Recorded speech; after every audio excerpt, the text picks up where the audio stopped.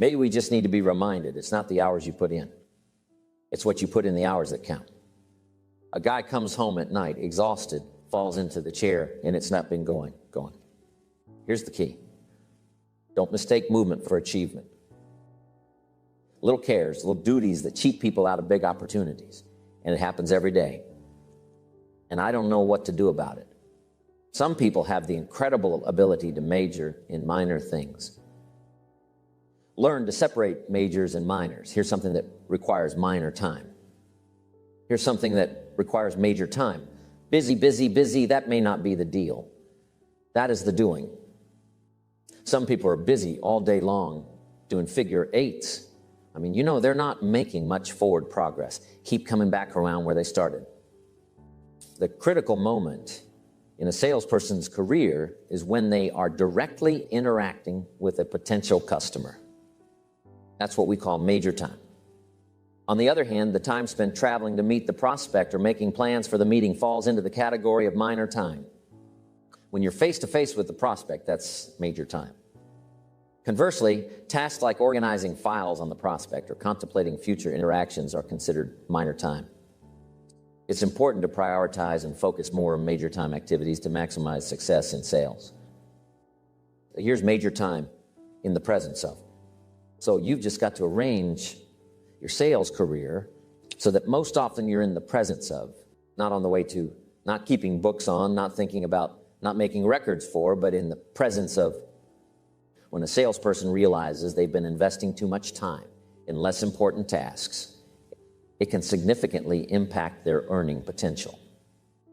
For example, if their potential career income is $200,000, but they've been overly focused on minor tasks, they may end up with only $60,000 earned from crucial activities. While minor tasks have their importance, the key is to prioritize major tasks, especially those involving direct interactions.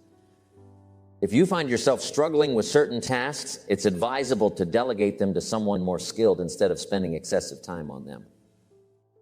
For instance, if managing your finances becomes a burden, consider entrusting the task to an accountant. It allows you to focus on major responsibilities, ultimately contributing to a more successful and lucrative career. I used to tell myself I'd handle the bookkeeping, but I eventually realized it wasn't the best use of my time. It only cost me an extra $50 to $60 each month to have an accountant take care of it in those days. And I know I'm going to save the $50. But you can't believe what I started losing in productivity because I tried to save the $50. Consistently promising to change without following through can be frustrating. Instead of making unfulfilled promises, it's more effective to organize a plan to ensure the task gets completed. Save yourself from the cycle of promising and not delivering. You can either handle the task yourself if necessary or delegate it to someone else, freeing up your time for more crucial matters. Take a moment to assess your situation and determine if you can have someone cover for you. In any interaction with people, it's essential to grasp the 20-80 rule, a principle that you should work with, not against. Understanding and applying this rule can greatly enhance your effectiveness when dealing with various individuals from different backgrounds. Success is moving in the opposite of the normal negative downward pull. Life emerging from a seed defies gravity. Although gravity wants to pull the seed downward, the soil pulls it down. The seed comes to life, establishes roots, and begins growing. Interestingly, it grows upward against gravity. Success in life, in essence, involves moving in the opposite direction, pushing against challenges. In various aspects of life, it often appears that a small percentage of people contribute significantly more to business, about 20%, while a larger group, around 80% less, contributes. This pattern is a peculiar aspect of life. And while it's tempting to question why, sometimes it's more beneficial to let the obvious guide us as the best teacher. Almost any part, any enterprise, right, whether it's a business or club or whatever, roughly 20% of the people do the majority of the work, about 80%. And the rest, 80%, contribute to a smaller part, so 20%. This is just how things usually work. And it's not easy to change. Here's some key points about this 20-80 rule. It's like there's a force pulling in the opposite direction always. Now, who tends to want most of your attention? It's the larger group, the 80%, whatever group you're dealing with. They might ask, where are the 80? But here's the trick. You need to resist that urge. It's not about ignoring them. It's about being smart and diplomatic. If you want to succeed, you have to do it. You should give 80% of your time to the crucial 20%, and the remaining 20% of your time can go to the larger group. Success is learning to move in the opposite direction of the normal negative pull. Somebody says, so how do you handle that? Well, here's the trick. You need to be smart about it. What I've learned with the 20-80 rule is this: give individual time to the important 20% and group time to the larger 80%. It's like sorting out who needs your attention more. For example, if the 80% is only contributing 20% to the business, I talk to them in groups, but for the high achievers in the 20%, I give them individual attention. Now, who usually wants your individual time? It's the larger group, the 80%, but what you need to do is be diplomatic and move in the opposite direction. You got to figure out how to balance your time. Group time for the 80, individual time for the 20%.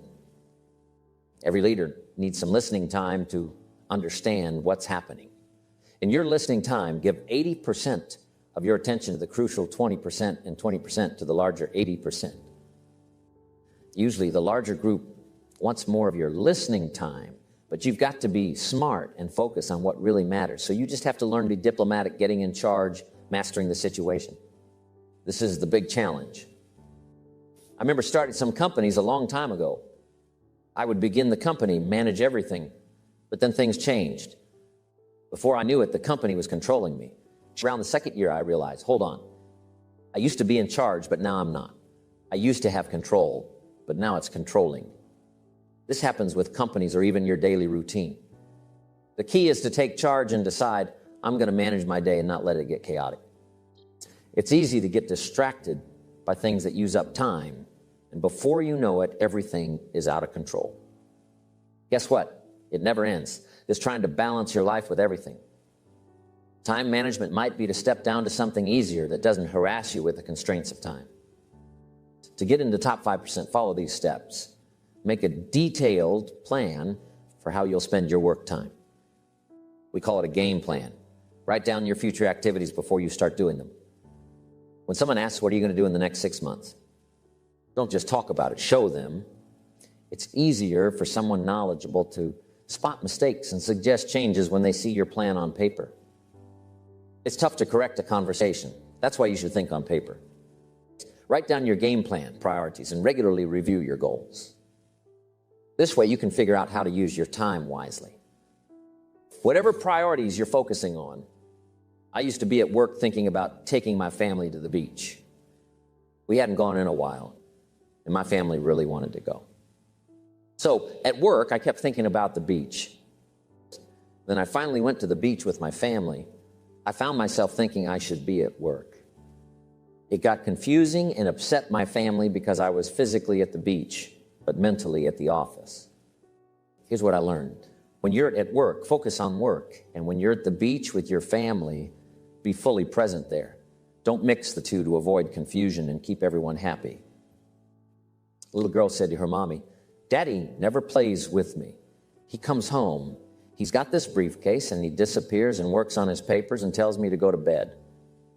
And she's trying to explain, listen, your dad really loves you, but he has a lot of work to do. Sometimes he has to bring it home with him. She said, why don't they just put him in a slower group? If you haven't got time for your kids, you should consider a slower group. A guy worked for a company, says, oh, I got to own one of these. Finds out you've now got to work 24 hours a day all around the clock, and you've got to worry about all these people. The guy says, heck with this. I'm going back where I used to be. I played golf 3 times a week and made 3 times as much money as a salesperson equities run on a company. That's the deal. The lesson here is don't force yourself into something you don't like or choose. If you really want to be a millionaire and run a company, that's great, but you have to be willing to work hard for it. It's all up to you. There are no strict rules. There's no law saying you have to focus on something specific. Next, if you concentrate, you'll save a lot of time compared to getting distracted. Concentrating for a short time can be more effective than spending a whole day with distractions. I used to give that illustration. I read this little article in Reader's Digest that said, wherever you are, be there. Concentrate there. I used to try planning my day in the shower, but I'm still half asleep, and there I am trying to write a letter. What I figured out is it's better to enjoy the shower. Some business folks are already thinking about work while having breakfast, but it's better to focus on your meal and save work for the office. Wherever you are, be present and concentrate on that moment. Next, learn to say no. Nowadays, in a social society, it's easy to be pulled in different directions with social obligations. People tend to say yes to everything and end up with a super busy calendar. Politely say no when needed. For example, can say, I don't think I can, but if that changes, I'll let you know. Instead of saying yes and then finding ways to avoid it later. One of my colleagues says, don't let your mouth overload your back because it's easy to just obligate. One, to be nice. One, to be pleasant. One, to please. Try just pulled in too many directions. If you say yes too easily and too often, you can end up in a tricky situation. Next, you need to plan your time and protect some of it from being taken away. Set a specific time to deal with problems. We suggest dealing with problems after 3 o'clock. It doesn't mean you ignore them, just put them aside until that designated time. All the calls about problems, return them after 3 o'clock. What usually happens is, if a problem comes in at 9 o'clock and you say, okay, I'll handle it after 3, someone might call back before 3 and say, don't bother calling, we've sorted it out. If you take the call right away, you end up spending more time than needed. No matter how good you get, you're still going to make some errors in judgment. Before you start talking a lot or giving a long talk, learn to ask questions. Sometimes we end up talking for a while, but if you had asked a few questions earlier, you might have realized you were talking about the wrong things. It's important to ask questions first to make sure you're discussing the right topics. Time is the mysterious material that makes everything happen. With it, you can do anything. Without it, nothing is possible. Every day, you get a magical gift of 24 hours. It's like a purse filled with the raw material of the universe for your life. This time is yours and is the most valuable thing you have. No one can steal it from you, and everyone gets the same amount, no more, no less. In the world of time, there's no difference based on wealth or intelligence. Even if you're a genius, you don't get an extra hour a day, and there's no penalty. You can use your time however you want, and it won't be taken away from you. The best part is you can't go into debt with time. You can only use the moments that are happening now. Tomorrow is waiting for you, and you can't waste it in advance. You have to live each day with the 24 hours you get. From these hours, you have to spend time on your health.